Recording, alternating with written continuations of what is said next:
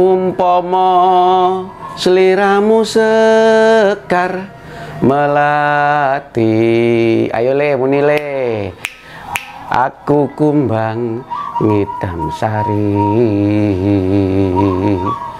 Umpama sliramu margi wong manis, aku kang bakal nglewati.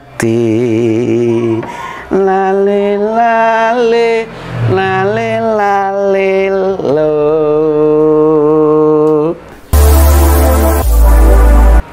Hai, kok sinau terus? Ya kebetulan ya saya membaca banyak buku ya, karena saya mewakili orang Indonesia yang menurut penelitian orang luar tuh malas baca. Gitu, betul. Jadi betul. lemah literasi. Gitu. Itu saya banget.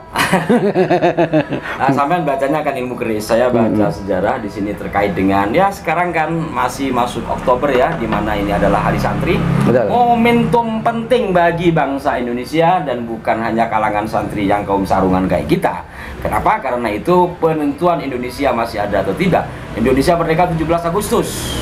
Betul. Menuju Oktober cuma berapa bulan? 17 Agustus ke September ya. September itu nanti sudah ada pasukan sekutu. Terus Oktober, apakah Indonesia sudah diakui sebagai sebuah negara merdeka oleh dunia pada saat itu? Pada saat itu belum. Maka ya galaulah Bung Karno. Kemudian menurut salah satu sumber diantaranya buku ini yang ditulis oleh Gus Zainul Milal. Beliau ini tokoh muda NU yang luar biasa ya. Masya Allah, karyanya banyak ya. Banyak ya, beliau memang sejarawan. Kalau saya penikmat sejarah. Mantap. Nah, disitulah beliau kemudian terjalin komunikasi dengan Hadratus Syekh Hasyim Asy'ari, bagaimana hukum membela tanah air. Yang Ki Hasyim Asy'ari tidak langsung menjawab begitu saja, itulah arifnya ulama dulu. Tetapi beliau kemudian mengutus pengurus NU, kalau tidak salah Mbah Abdul Wahab, untuk mengumpulkan konsul NU se-Jawa Madura. Lalu terjadi pertemuan di Kawatan Surabaya pada tanggal 21 sampai 22 Oktober 1945, yang dari situ kemudian melahirkan resolusi jihad. Sebelum itu menurut Jaya Gus Nyoto juga ada yang namanya fatwa jihad, yang fatwa jihad yang dimana Hadratus Syekh Hasyim Asy'ari itu NU sebenarnya ya mewajibkan perang atau melawan penjajah pada laki-laki yang dewasa dan sehat. Seruan ya sifatnya. Dari situlah tanggal 22 Oktober di masa Pak Presiden Joko Widodo disahkan sebagai Hari Santri Nasional. Dan kita sebagai santri juga, para jim juga, saya yakin semuanya berjiwa santri, merayakan Hari Santri dengan sebaik-baiknya. Dan kalau tadi saya mendengar jenengan penembang sambil diiringi suara burung yang syakdu, ya luar biasa bukan? Syakdu. Bisa diterangkan ke saya. Saya sekarang mau ngaji buku, tadi ngaji buku sejarah. Burung yang tadi bunyi itu jenis apa? Burung kebetulan yang tadi bunyi itu yang nomor 2 ini tadi ya. Pertama yang bunyi halus itu yang putih itu Mojopahit putih gitu ya, lokal Katuranggan gitu. Nah terus kemudian yang kedua yang bunyi aktif tadi ini yang kedua. Nah itu karena warnanya adalah putih, silver, dan ada keemasan, itu biasanya orang menyebut Katuranggan udan emas maksudnya. Oh, jadi kayak keris juga ya? Betul. Pamor keris kan ada yang bahkan namanya... yang pamor Songgoratu ada. Wow, nah, ini apa berjambul gitu ya. Boleh kapan-kapan kita ulas lebih detail kaitannya antara burung dengan pusaka ya. Antara burung dengan pusaka, kapan-kapan kita bisa bahas lebih rinci lagi. Tapi sekarang saya mau tanya sama jenengan.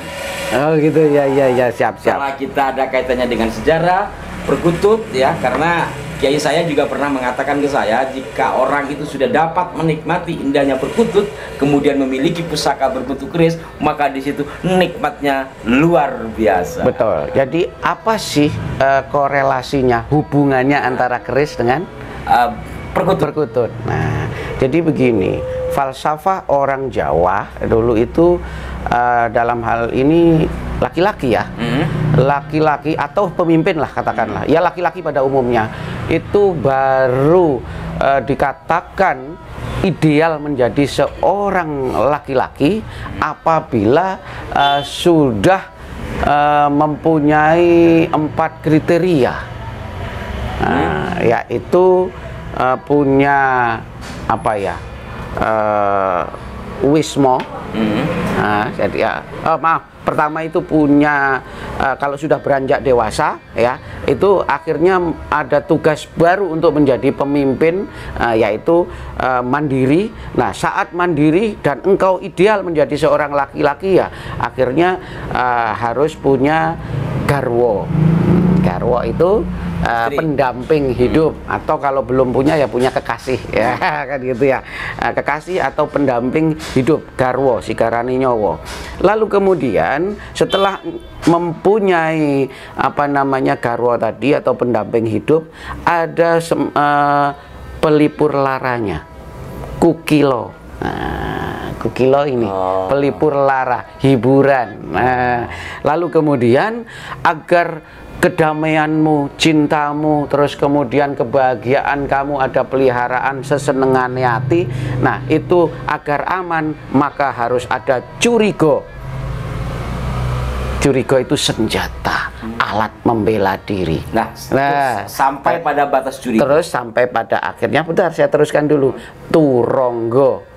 Nah, kalau sudah ada kedamaian, sudah ada alat untuk alat untuk menghibur diri, ada alat untuk menjaga kedamaian itu tadi ada.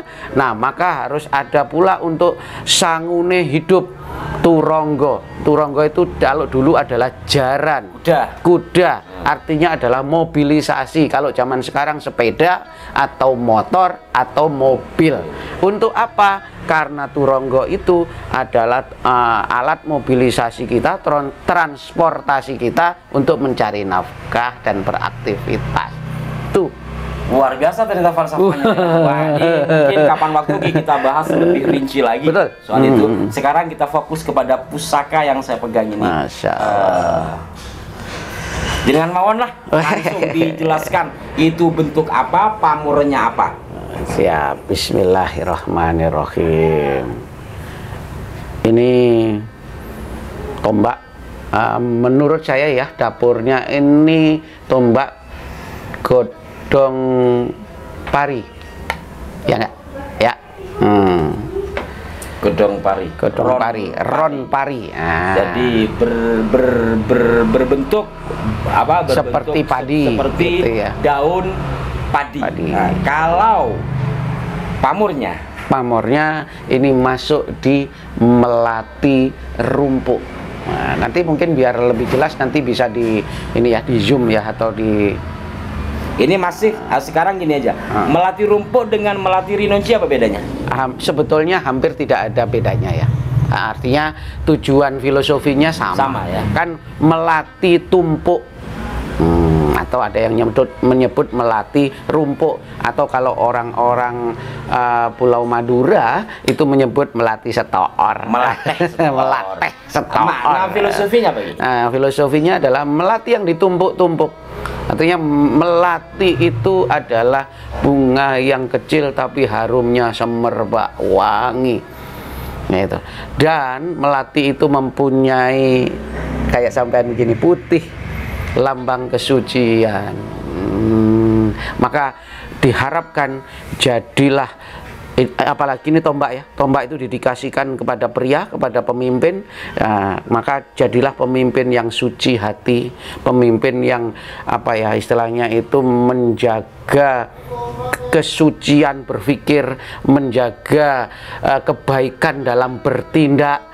Sehingga dengan demikian nanti kalau kita sudah berhati-hati dalam bertindak, berkarakter, terus kemudian menjaga apa istilahnya attitude kita dalam berinteraksi, dalam apa namanya ini bersosial, maka dengan demikian nanti kita akan harum semerbak, laksana melati rumput atau melateh setok. Nah, dengan Demikian pula karena kita harum semerbak tadi, itu seumpama kita menjadi seorang pejabat atau pemimpin daerah, kebijakan kita akan diikuti andahan-andahan kita, kan itu bawahan dan rakyat banyak. Kalaupun kita itu adalah orang yang mempunyai usaha, maka usaha kita pun juga akan harum mewangi mengikuti nama pemilik usahanya,